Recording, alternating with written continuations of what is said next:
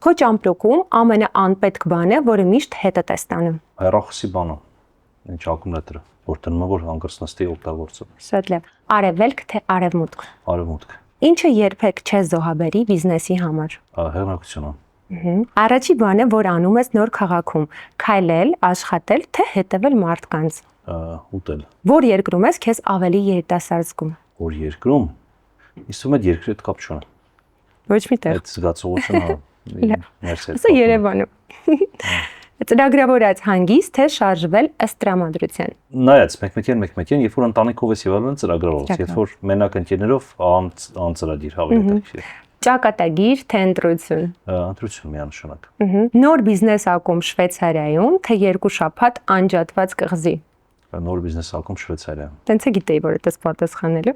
Որ հայտնի գործարարի հետ կճանապարհորդես։ Իլոն Մասկ, Օսկար Խարտման,